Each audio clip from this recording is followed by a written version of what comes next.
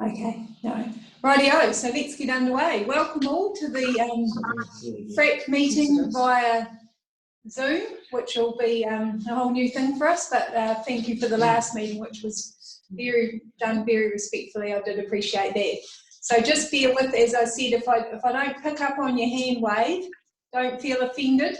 I'll get you, somebody will point it out to me, or Sharon will text me, or Dean will give me a kick under the table. So thank you and welcome. So we'll get underway with agenda item number 1, which are the apologies, and being that we have everybody here with us, we'll assume no apologies, so we don't need anything for that. Members' interest, agenda item number 2. Does anyone have any interest to declare for this meeting? No interest to declare? No, okay. So don't need to move 1 second for that, do you? Okay. Moving on to agenda item number 3, which is the confirmation of the minutes. So I'll take those as read from the meeting of the 18th of March. Could somebody that was at that meeting please move that it was, we receive and confirm the minutes of the 18th of March? I'll move that one. Goodness. So move Jamie, seconded. I'm going to take Margaret because I can see you waving, or Councillor Montgomery. All in favour? Aye. Can we have a hand, for all in favour, a thumbs up or a hand wave, because you're all on mute. Thank you. Rightio. Action point list, which is agenda item number 4. And I will move that the Finance, Risk and Audit Committee receive the action point list for information. Can I have a seconder, please? Seconder, Councillor Nah. All in favour? All right, great, thank you. I'm opening it up, and I'm going to ask Dean to talk to, especially we've got 161, which is the rating policy review. Yeah, so I can give you, you can hear me okay? Yes. Okay, so I'll just give you an update. What we've done with rating review policies, we've tentatively put in a couple of dates for the next review. So we've got July in there, which is in the work plan. So I haven't, the strategic spending report for strategic infrastructure is still in progress. Just in the last or the last month particularly, it's been a bit of a challenge. I know I tried to hope to get it to you by May, but we've just had a lot of, as you know, a lot of other things that we've been juggling, so we might like to push that out maybe to July. We've got a policy review tonight, this afternoon to review, so that's still in progress.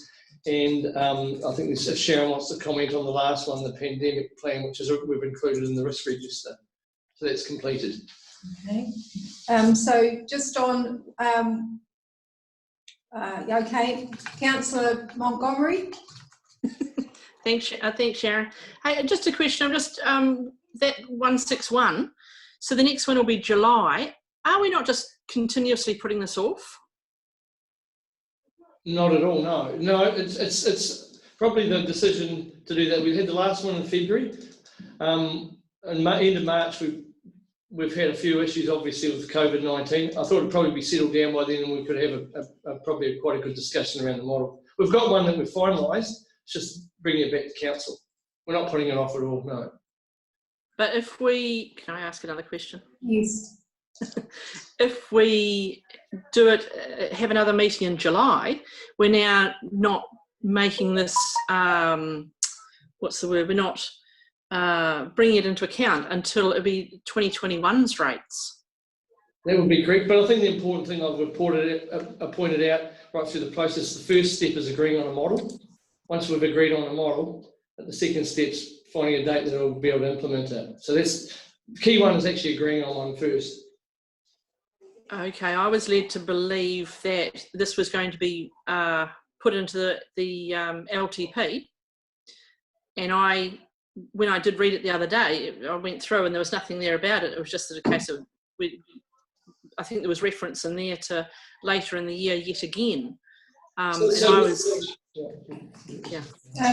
let Dean answer that. So remember where LTP, so you're talking annual plan or LTP, because the LTP will start planning for that shortly, and that'll be the next one. There was no chance we would get it into the annual plan. Okay, so right, I'm just going to register. Okay, I'll just register my disappointment that it's going to be another 12 months, because there's operators out there in all sectors, including residential, and general ratepayers that are actually wanting something done, and it just feels as though it's just been put off yet again. I know we're dealing with it. I know papers have gone to council. It just seems to be rather protracted. Okay, I'll make comment after I go to Mayor Jamie. So I think the discussion we had was around our concern about being able to effectively consult the public, and we even discussed that if we did some sort of consultation, it would be we would assuming we land on a model, we consult on it, and then we say, righto, that's what we're going to lock in. Then we would lock it in for the following year, so it removes that pressure.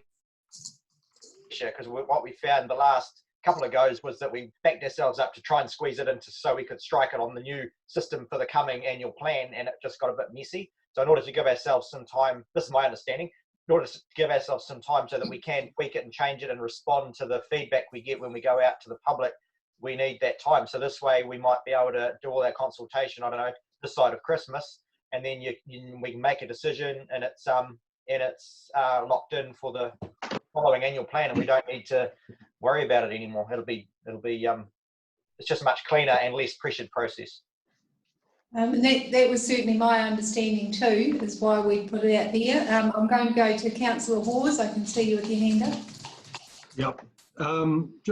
Just realistically, folks, I mean, why would we bother talking about this right now? I mean, if we started trying to consult a rates review with the public right now, with what's going on with COVID and the pressures that are starting to appear in various sectors of ratepayer groups, it's just going to completely cloud the discussion beyond any possible way that we could get to a realistic outcome. So I honestly think that it's beyond a joke that we would think about doing it right now.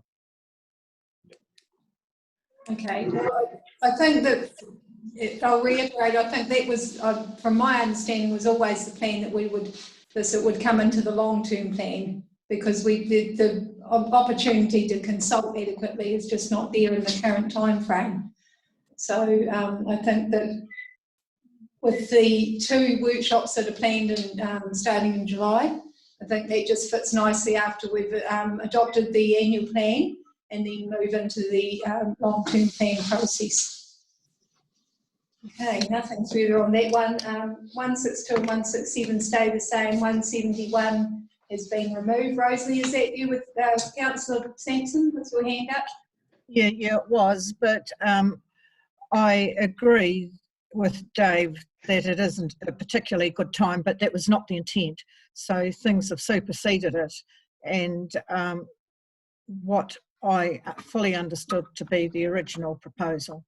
So all I can say, if it's not going to be coming in on time the way it should be in the future, if we can get somebody short-term contract to complete it so we do get it done.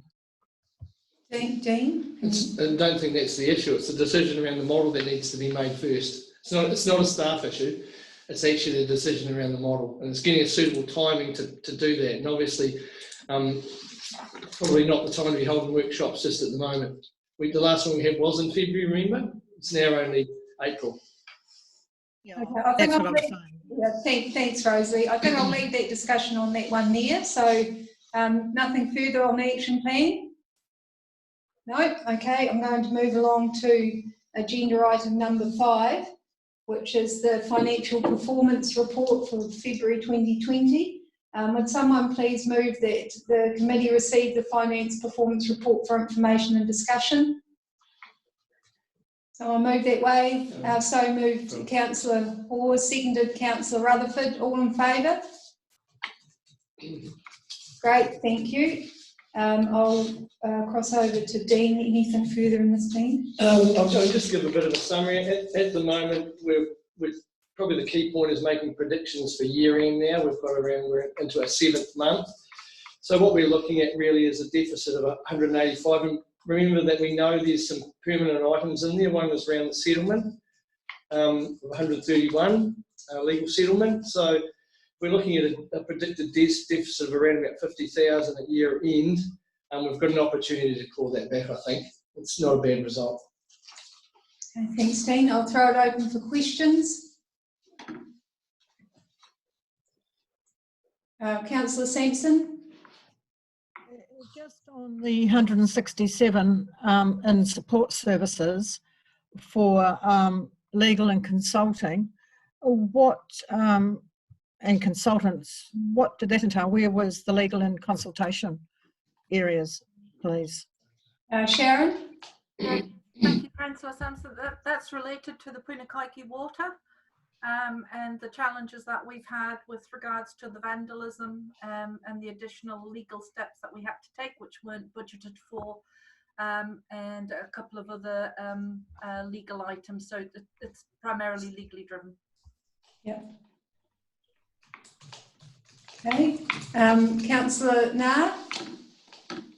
You've done mute, Rob. Yep, sorry.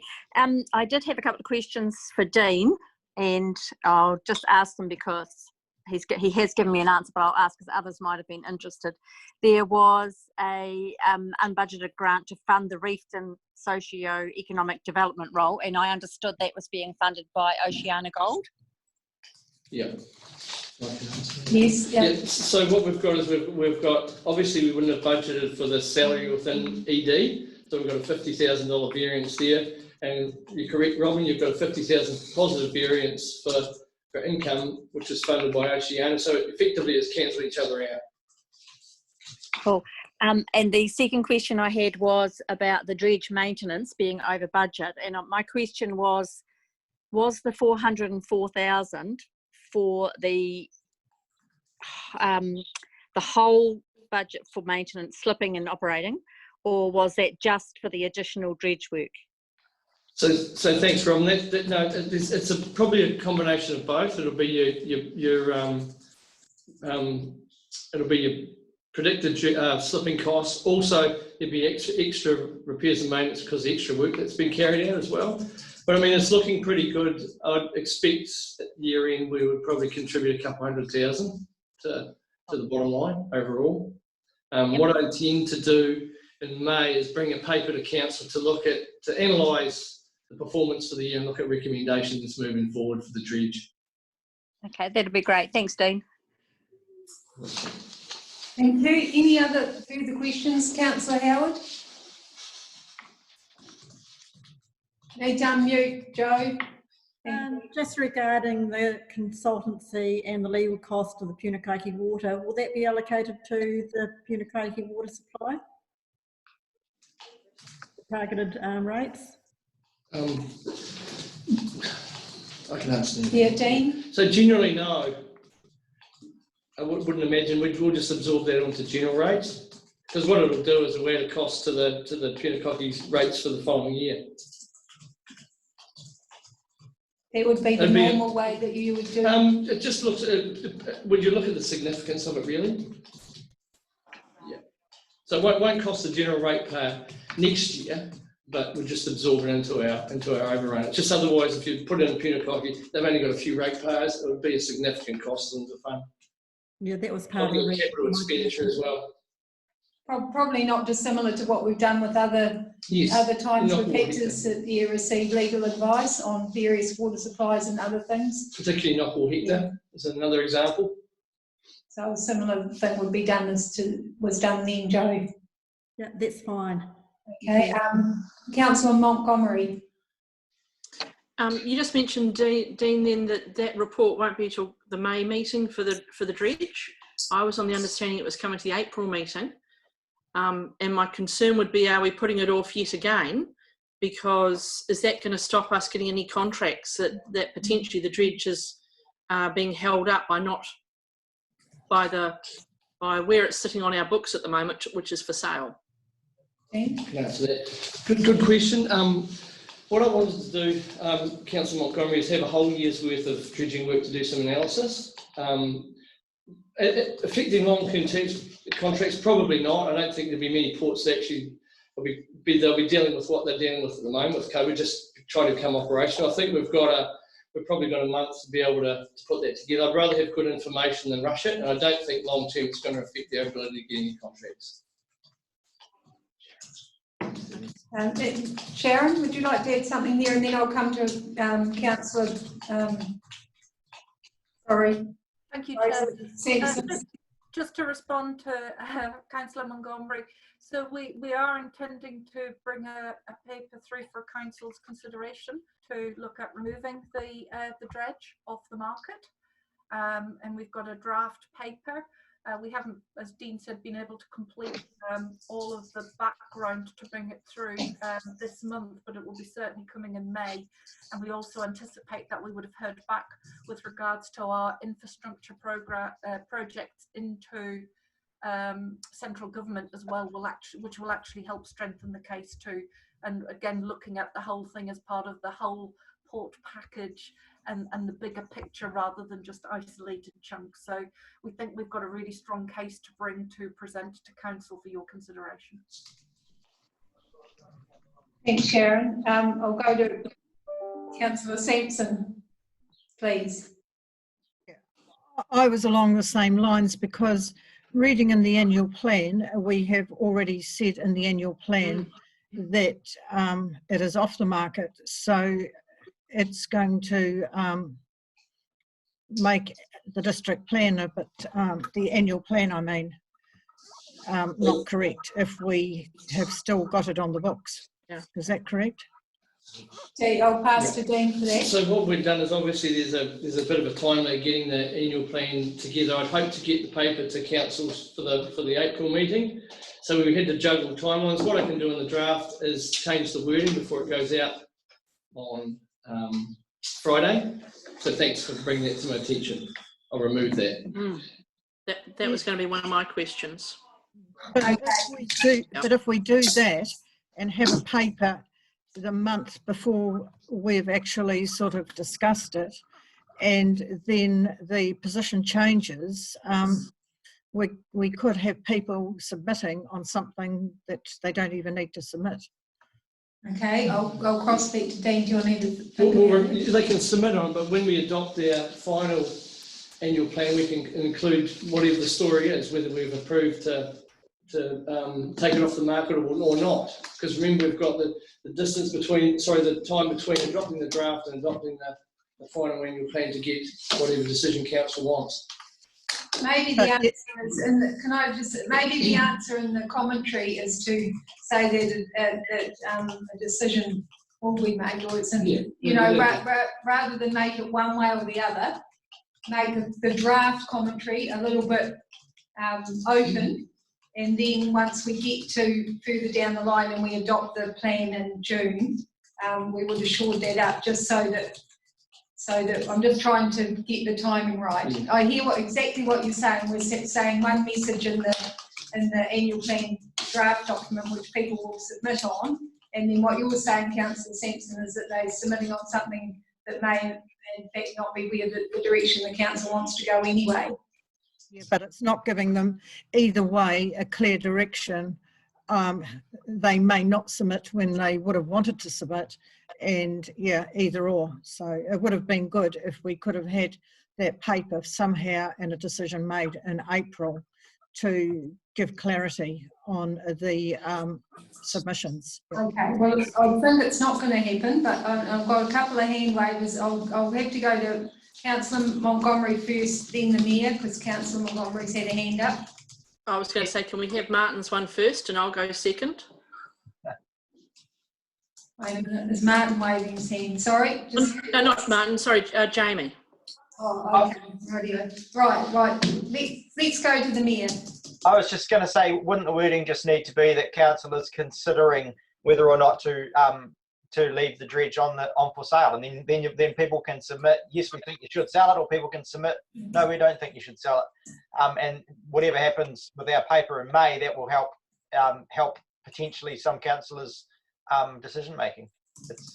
Yeah, I think leaving it open-ended like that does help. One last crack, Councillor Montgomery, and then we'll move on from that. Thanks, Sharon. My only concern is a lot of emphasis can be put on sell it or not sell it, we've put a application into the government, which is going to require having that dredge. Will this potentially stop any money coming because it's for sale? Okay, Sharon, have you got anything to say around that to do with the timing of some of these infrastructure packages, the decision around them? Yeah, no, so the infrastructure packages won't impact with regards to the dredge. Obviously, the dredge is part of the bigger discussion, but it wouldn't stop funding coming to us. We hope. So no, I think I'm quite confident with that, Margaret. okay, so I think what we've ended up with here is the Mayor's suggestion is that we leave it open-ended in our commentary, and then that gives any potential submitters the opportunity to submit one way or the other, which they probably would anyway. So on that note, I'm going to move on from there and this agenda item. So I'll give you one last. Anyone else want a chance to speak? Phil, Councillor Rutherford. Thanks, Madam Chair. Look, it's small bananas, but Dean indicated that we might have an opportunity for a little bit of clawback before the end of the year. I'm just going to ask a question around, we recently allocated a significant amount of money for grants, and my sort of thinking back to the purpose for them, a lot of those, the purpose for them was probably no longer, true. No one would have done any work around it because I acknowledge it's rather small bananas, but are we going to look at those grants and whether they are still eligible, the applicants are still eligible for them? Thank you. I'll go to Rachel for an answer there. Thank you. It's an excellent question, and the short answer is that piece of work's happening right now, looking at whether those grant applicants or grant recipients will be able to uplift those grants or not, and we're going to work through that with those individuals. Revitalisation Fund, a little bit different because my understanding, and Dean, correct me if I'm wrong, that comes from a capital budget, so we've got some ability to potentially carry that over versus community grants which we're operating, but yet certainly a piece of work we're doing right now. Great, okay, thanks for letting us know. So no further discussion on that paper? No, can't see anyone waving their hand, so I'm going to move on to agenda item number 6 now, which is the investments and borrowings report. Could someone please move that we receive the report for information and discussion? So moved, the Mayor, seconded Councillor Howard. All in favour? Thumbs up. Great, thank you. Okay, so Dean, is there anything you'd like to add to this? The only real, thanks, Madam Chair. The only real thing here is the movement in debt as we start to draw down debt for Westport Water. In February, you'll see that's moved, but other than that, it's pretty stable. Happy to take questions though. Okay, I'm opening it up. Any questions from any councillors? Councillor Sampson. Just on the summary of investments, from June last year, we've increased by 58,000 on other loans, including the holding company. What was that for, please? What page are we looking at? So page 26, 28. Where is it? Yeah. Yeah. Oh, hang on, I think it's not on my page. So No, 25, I think. 25. 25. For the Oh, electronic, beg your pardon, it is too, yeah. Yeah, just let's see, me have a wee look. 25, so which one is it? I think she's talking about. No. Other loans, including, it's the summary of investments. Okay, so the other loans are also internal loans that we draw down. Oh, so it's internal.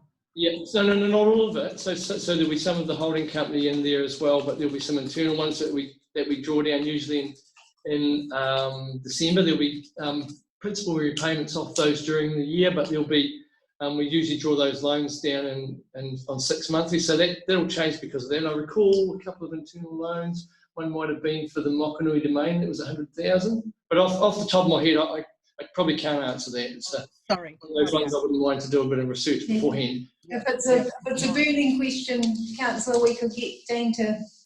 No, it was just glaring, that's all. Okay, rightio, that's fine. Any other questions? No one else? No? Great, thank you. I'm moving on to agenda item.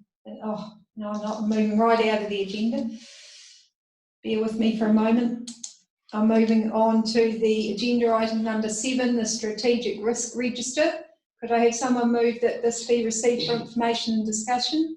So moved, Councillor Weston, seconded Councillor Rutherford. All in favour? Aye. Can I have a wave from the Mayor? All in favour? Thank you. I'm going to open it up. No, I'm going to go to Glenda. Is Glenda still with us? Yes, she is. Would you like to talk to this, Glenda, please? Look, I'll take it as read. I know a councillor did have a question around number 9 in the assets and infrastructure section with the new control measure. So just letting you know, that originally was based on the lack of key infrastructure and growing tourism demands in the district. The risk description and impact was if council does not adequately prepare for the forecast ongoing growth for the domestic and international tourism industry, then council provided infrastructure service may be inadequate for demand and not fit for purpose. So the new control measure that is on that is as listed in the report to continue the appointment of the vital positions for the asset plan and the additional regulations through there. So that was the only other information that I had here. Okay, thank you. Has anyone got any, are there any other questions around the, yeah, Councillor Rutherford. Yeah, thanks, Madam Chair. As you're probably all aware, I was the one that asked that question because I included fellow councillors in the email. So yeah, look, thanks for the explanation, Glenda.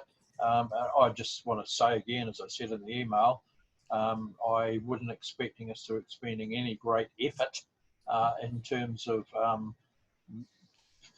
future focusing on tourism and infrastructure assets. We obviously still have the question of the reef and toilets, and I believe that should happen regardless of what is happening in the tourism sector coming looking forward. It's an asset that the town, we've agreed needs. But in terms of other tourist infrastructure, I think there's not going to be much of a call for it going forward. So thanks for the answer to the question, and yeah. Okay, thanks. I'm going to go to Sharon first. I can see you waving, Glenda. We'll come back to you in the tick, and the Mayor. Sharon. Yes, thank you, Councillor Rutherford. And look, absolutely. I think part of the strategic asset management role that now exists within the organisation is about making sure we look at the big picture and plan, and we become more proactive as opposed to reactive.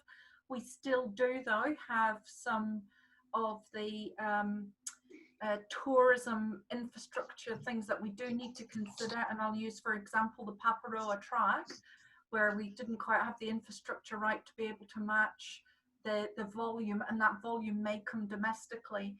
And in confidence, there are other projects that are still coming online through the PGF, which will have a domestic tourism impact probably over the next 18 months, where we do still need to make sure we have got the infrastructure to be able to support those too, but probably not in the same volume and scale as what we would have looked at differently. Great, thanks. Just before I go to those that have waved, can I just check with John and Dave? Can you hear okay? You look like you're having a bit of bother. We still, Sharon's, we hear everybody else really well, but Sharon is still, that Sharon Mason is still got volume deficiency. I think it's because she's in space. If you could tune in a bit more there, Sharon, that would be helpful. Yeah, we're all having trouble hearing her. I am so sorry. That's most unusual. I'll make sure I move right up to the screen. I'm on 100% volume, so I'm not sure what the problem is. So I'll come right up close when I talk in future. Yeah, that's much better. Thank you. So I'm going to go to Glenda, then I'm trying to think who else had their hand up. Joe, was it you? The Mayor. Oh, the Mayor. So I'm going to go to Glenda, then the Mayor, and then to Councillor Ward. So Glenda? The other option that we could look at is the inherent risk in the ratings that is on there. I mean, it could, we've got it sitting at 8. It could be mitigated through what is currently happening, and we could reduce that risk. That could be a possible option for further discussion around it, Phil. Okay, thanks. Thanks, Glenda, to the Mayor. Thank you. Yeah, so I was just going to add along similar to the lines of Ms. Maison, was the Zoom meeting I chaired today with Minister Jones and O'Connor and all the mayors and chairs, and that tourism, although not flavour of the month for the next 18 months to 2 years, there is still an appetite and an expectation that tourism will be back on the radar. So even by the funders. So I don't think it's something we should completely turn our backs to. It's just something that needs to be there, but certainly not in the immediate. But. Thank you. Councillor Hawes. Yeah, just for people to be fully up with what's happening in tourism. I mean, sure, Punakaiki, which is our key infrastructural deficit focus, it will be seriously affected, obviously. But 85% of tourism in our area is domestic as opposed to international, and it's not till you get south of Greymouth, well, including Punakaiki, where the international tourism is the main focus. It reverses as you get further down. So, I mean, if you look at our situation, it might be far more pertinent if there's a major campaign on domestic tourism that we don't take our eye off infrastructure, because we may have an infrastructure deficit at Punakaiki that's obvious, but we also have it throughout the rest of the region if we suddenly get larger volumes of domestic tourism. And key things to remember in tourism is that we a $41 billion industry, 17 billion of that is international tourism. The rest of it is domestic tourism. And then if you take what New Zealanders do annually, and that is 3.1 million overseas trips by New Zealanders in a year, you suddenly put that alongside international visitors arriving, and it cancels out. So you end up with the potential with tourism, being able to grow for us in the Bulla, as domestic tourism gets helped, people can't make overseas trips. So that we'll see a shift, but it's not necessarily a shutdown. Yep. Madam Chair, just point out that we're only talking about an item in the risk register, so I think we've got proven that point now. Yeah, I'm just going to go to Councillor Montgomery, and I think we'll close off that discussion after that. Yeah, I think everything that Dave said is actually correct. I mean, the flow that's going to happen from now on in is very different, and it's still to be yet to be worked out as we go through the levels and things like that. But as on the risk register, I think the council will have changes over the next 3 or 4 months anyway, maybe up to the 6 months. I think the domestic market we're going to have here in the Bulla is definitely going to increase. And I think one of the main ones is going to be across the Lewis, down the coast, even across the Lewis, Karamea, down the coast and over Arthurs. And I think the Bulla is actually in a very prime position to the domestic market will be good for us. Mm-hmm. Yeah. Appreciate those comments. And thank you. Okay, Councillor Howard. This is the last question on this. We got a different topic on the risk register. I was just going to suggest on the risk register, we've got major pandemic impacts only listed under health and safety. We really should have a category under financial, economic as well. Yep. Do we have a comment from Sharon on that? Thank you. Yeah, we can roll that up into an encompassing one. Okay. That's good. Thank you. Thanks, Glenda, for that report. It's appreciated. I've got nothing further on that, so I'm going to move on now to agenda item number 8, which is the Health and Safety and Human Resources Quarterly Update.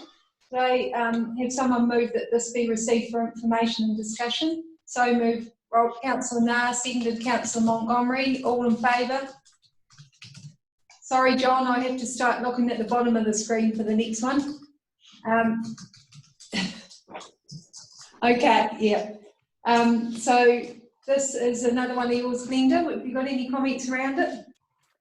So I'll take this one as read. Obviously, this was going to council previously, and we've moved it through to this meeting, and will continue to come through to this meeting rather than the full council meeting from now on. So obviously, employee wellbeing at the moment is pretty huge, and you've all been receiving the CEO updates with the wellbeing sections in it. So hopefully you're all doing some of them. Phil, I never got your photos in regards to the toe touching at the fridge that you suggested you may send through.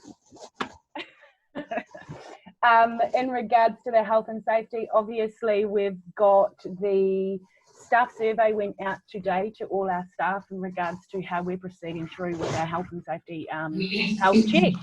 So once that information is spoken for a 2-week period to gauge where staff knowledge are on our current HR systems and practices we have in place, and the Health and Safety Act. So once we all have that information back, we will then conduct a workshop with you guys as councillors and elected members with Phil Rossiter from Dexterra, and we'll come in and facilitate that as we did with the risk when we were generating the risk register. So we've had quite a little bit of progress through that over the last couple of weeks. Thank you. We appreciate the progress that's been made in this area. Thanks for that. Councillor Rutherford. Yeah, thanks again, Madam Chair. Once again, pretty bloody minimal sort of pedantic thing, but I'm intrigued more than anything. Not started inquiries, one user error. What, is this a user error in the database? So they inserted an incident that happened. How can a user error come into illness and injury? So it was a user error on a piece of equipment. That's fine. Yep. Thank you. Thank you, Councillor Rutherford. Do I have any other questions in that particular report? I'm purposely looking at the bottom of the screen so I don't miss you 2, 3 down there. All good? No? Great. Thank you. I'll move on now to agenda item number 9, which is the post-COVID-19 recovery plan.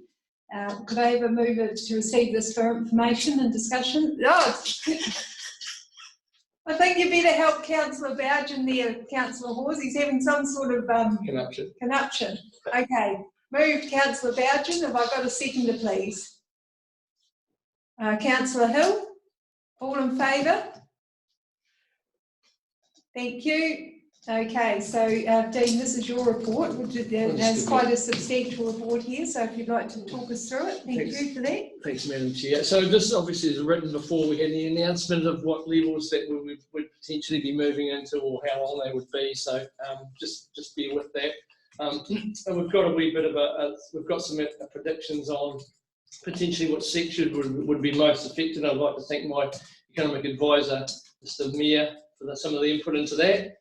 But what we've also got is key is how it's going to affect our CCOs and when they're expected to kick into action as well, and under what lockdown level they could expect to work under. So it's pretty predictive, obviously, but I'm happy to take any questions if I can answer them.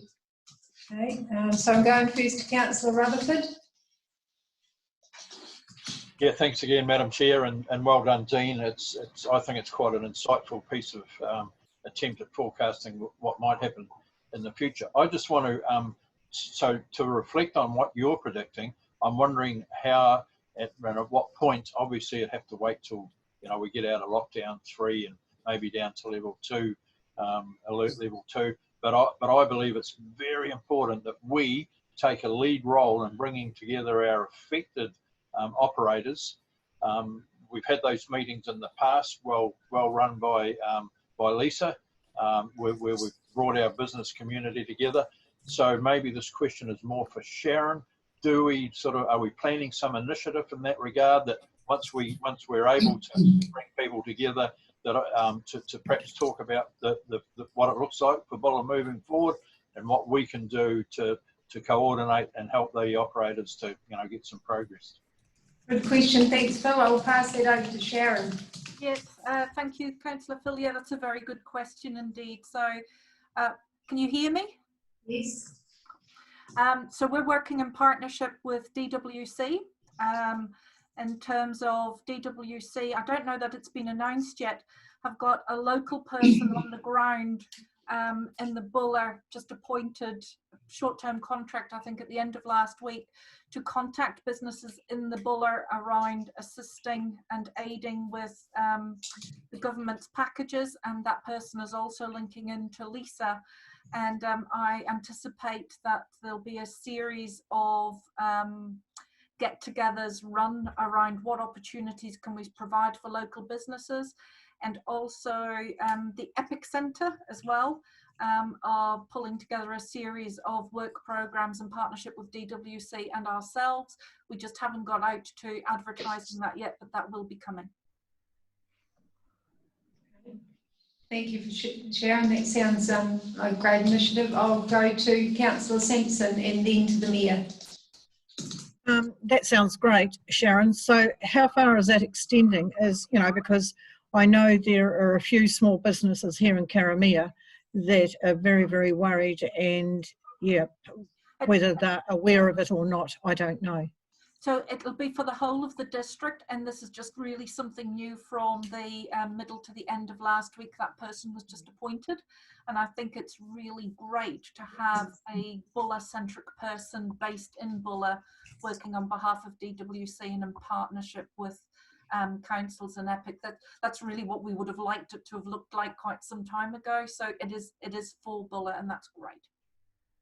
I'll go to the Mayor, and then just asking, is that you, Councillor Hawes, waving your hand? You're next. So my question is probably through you, Chair, but probably to Mike, around his feel, if he's got any kind of feel for the Capital Works program. There's a bit of commentary around there, but is there any update to that in terms of West Reef's ability to deliver, especially the weather dependent stuff, and is that likely to be any particular area that they're not going to be able to refocus on, or is there anything further there? Yeah, through the chair. Yes, we've got some information now about particularly the main service contractors. So West Reef in terms of Three Waters and Roading, and also coming through now from Smart Environmental around solid waste. The predictions that we have in terms of work that will not be completed is around the $2.8 million mark. So where we had an initial program for 1920, so this is both operational and capital, of around 17 million, we're looking now more like 14.1, and that's largely to do with work that essentially has been a month lost in a lot of that capital program, and particularly in roading. If we think about the low cost, low risk component of that budget, it's about $700,000. That's been pretty much a write-off, and a lot of the water program for in-ground works is now looking, not going into the best season for that kind of activity. And West Reef are now just completing an analysis of the level 3 rules and their interpretations of what activities can be safely done, and that's been factored into the projections. But by and large, we're looking at probably a performance target we normally set above 90% completion rate. We're probably more looking at low 80s, so say a 10% slip because of the COVID-19 situation, and then the follow-on effects of different ways of doing things. Even come Tuesday, presumably West Reef will have some different safety requirements and methodologies, and then of course going into winter will have some effect. But yeah, there's definitely been an impact to our ability to deliver capital works. I suppose the ability to carry that forward, though, will be something we'd like to consider, particularly the works that have been started, and just move them into the 2021 season. Thank you. Well, the carry forward would definitely make sense as an option. Anything from a financial point of view around the carry forward? It's just as we would usually. Yep. Okay. If I've got any other questions on this particular report, please, before I move on. Can't see anyone else. No. Okay. So thanks for that report, Dean, and will be interesting to see what happens at level 3, and hopefully in short order whatever comes after that. So thank you very much. I'll move on now to agenda item number 10, which is the policy review, Treasury Management Policy. And I'll move that we received this policy for review. Can I have a seconder on that, please? Councillor Montgomery, all in favour? Right. Thank you. Okay, so Dean, I'll pass over to you for this. Thank you. Thanks, Madam Chair. So this policy, we had a pretty good review of it a number of years ago before an LTP. We also got it peer reviewed. So in the interim, sort of, I've taken the approach, if it's not broke, don't try to fix it. It's still fit for our purpose. I've made some minor changes, and what I've done is put in track changes so you can see what they are. So we haven't put 2 copies in because we haven't made any significant changes too. So just to remind councillors, the idea of reviewing these policies are these potentially key ones that will have input into the LTP or be included in the LTP. Yep, and I do appreciate that. I think that having the marked changes is a lot easier than referring from one policy to the other, so I do appreciate it being presented in that way. So has anyone got any questions around this particular paper and the review of the policy? As Dean has rightly said, it doesn't move too far away from the previous policy, apart from a few position change names and so on. So I don't see anyone. No, last chance. That's it. So we've received it for review, we've moved and seconded. So we're moving on. Thank you for that. Thanks for the work on that, Dean. So now we're up to agenda item number 11, which is the monthly report for the Westport Airport Infrastructure Resilience Project. So can I have a mover to receive this report for information? Moved Councillor Bougen, new hand signal, and seconded the Mayor. All in favour? That's okay, thank you. Dean, I'll pass it over to you again. Thanks. Again, very good report. It's pretty self-explanatory, really. Closed down on the construction during COVID-19 lockdown 4, but I think the latest update is that under alert level 3, they'll be recommencing, so that will recommence the construction of that in short order. So the next report that comes through will be a progress report on where we're at. That's the latest news on the airport rock wall project. Yep. Once again, it's a good report, easy to read, the way it's presented. Have I got any questions around this report? Councillor Nah, are you giving the thumbs up or you want to talk more? No, I just have one question. If the project is in surplus at the completion, which is programmed to be $50,000 by look of it in surplus, does that money go back to the partner? It's a good question and I can't answer. Thank you. Sorry, I only just thought of it. Sarah might be able to answer that one. Sharon? Yep. Yeah, look, generally it actually returns back to the PGF, but we might be able to put a case up to expend that money elsewhere in the airport. We've already had that conversation about what that might look like.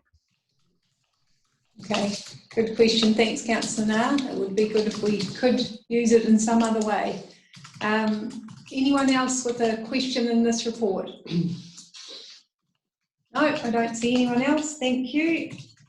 And then we're going to move on to agenda item number 12, which are audit management action points. Could someone move that we receive this paper for information? Councillor Hawes, thank you. And seconded Councillor Sampson. All in favour? Great, thank you.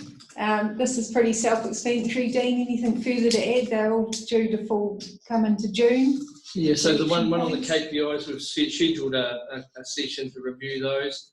The other one around the PAYE report, we're working through the major, we've actually done most of the major recommendations, it's just tidying up a few, so they should disappear really when we get to the next round of audit.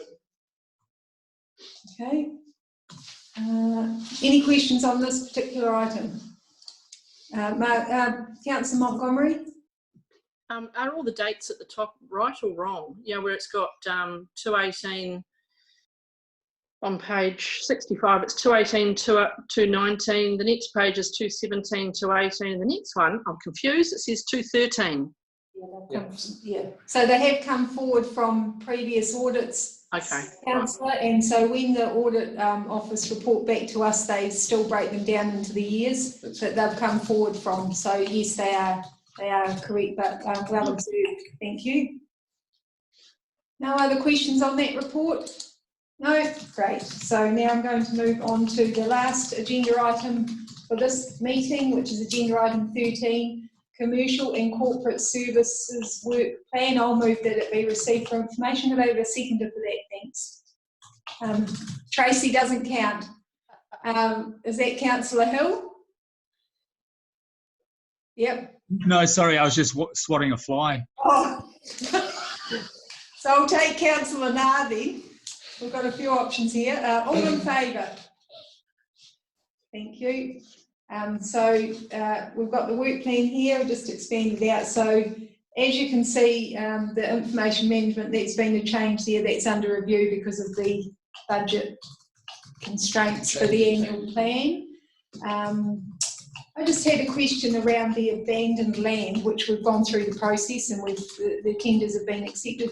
Is there any possibility, or not possibility, is there any chance, or has anyone come forward subject to COVID-19 that now finds themselves not in a situation to be, you haven't had anything?